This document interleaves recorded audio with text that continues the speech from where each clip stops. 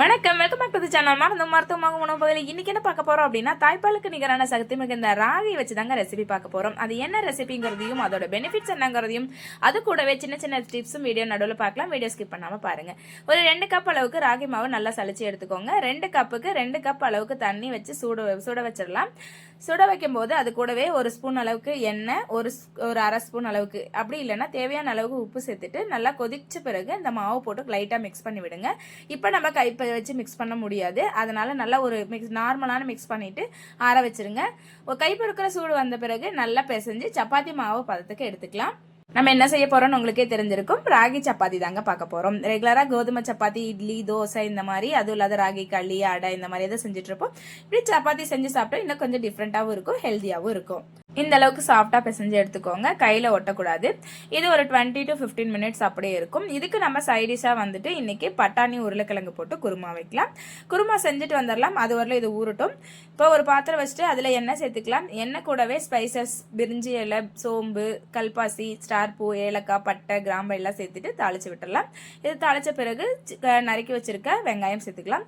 Medium size வெங்காயமா இருந்துச்சுன்னா 2 சேர்த்துக்கோங்க, பெருசா இருந்துச்சுன்னா 1 சேர்த்துக்கோங்க. வெங்காயம் வதங்கிறதுக்கு கொஞ்சமா உப்பு சேர்த்துக்கலாம். நல்லா வதக்கி விட்ட பிறகு இது கூடவே ஒரு 2-3 பச்சை மிளகாவும் சேர்த்துக்கலாம். நீங்க பச்சை மிளகாக இஞ்சி பூண்டோட சேர்த்து மிக்ஸ் பண்ணி அரைச்சும் போட்டுக்கலாம். கூடவே ஒரு ஸ்பூன் அளவுக்கு இஞ்சி பூண்டு பேஸ்ட் சேர்த்து மிக்ஸ் பண்ணி விட்டுட்டு கட் பண்ணி வச்சிருக்க தக்காளி சேர்த்துக்கலாம். நான் பெரிய தக்காளி எடுத்ததுனால ஒரு தக்காளி எடுத்திருக்கேன். தக்காளி சேர்த்துட்டு மிக்ஸ் பண்ணி விட்டுட்டு கூடவே வந்துட்டு ஃப்ரெஷ்ஷான கருவேப்பிலை கொஞ்சம் சேர்த்துக்கோங்க. நல்லா வதங்கின பிறகு இது கூடவே கொஞ்சமா புதினா இலை, கொஞ்சமா மல்லி இலை சேர்த்துட்டு மிக்ஸ் பண்ணி விட்டுறலாம். இப்போ இது வந்துட்டு நம்ம கொல்லிமலை நேச்சுரல் ஸ்டோர்ல இருக்க குழம்பு மிளகாய் தூள். நம்ம அது மட்டும் தான் சேர்க்க போறோம், வேற எதுவும் சேர்க்க போறது கிடையாது. அது கொஞ்சம் லைட்டா பச்சை வாசம் போற அளவுக்கு வதக்கி விட்டதுக்கு அப்புறம் நம்ம கட் பண்ணி வச்சிருக்க உருளைக்கிழங்கு வேக வச்சிருக்க, அதாவது 8 மணி நேரம் ஊற வச்சு வேக வச்சிருக்க சுண்டல் சேர்த்து மிக்ஸ் பண்ணி விட்டு கொஞ்சம் தண்ணி விட்டு வேக விட்டுட்டு நம்ம அது கூடவே சேர்க்கறதுக்கு தேங்காய் பேஸ்ட் அரைச்சிக்கலாம். அதுக்கு தேங்காய், கொஞ்சம் சோம்பு, முந்திரி, கசகசா சேர்த்து அரைச்சி எடுத்துக்கலாம். அரைச்சி எடுத்துட்டு வரதுக்குள்ள நம்மளோட கிழங்கு சுண்டல் இந்த அளவுக்கு வெந்திருக்கும். இந்த அளவுக்கு வெந்த பிறகு நம்ம அரைச்சிட்டு வந்த தேங்காய் பேஸ்ட்டு ஊற்றிட்டு தேவையான அளவு தண்ணி ஊற்றி நம்ம சிம்ல வச்சு கொதிக்க, அதாவது சிம்க்கும் இல்லாத ஹையும் இல்லாத லோ டு ஹை ஃப்ளேம்ல வச்சு கொதிக்க வச்சிடலாம். இப்போ அடுத்த சப்பாத்தி செய்ய பார்க்க போகலாம்.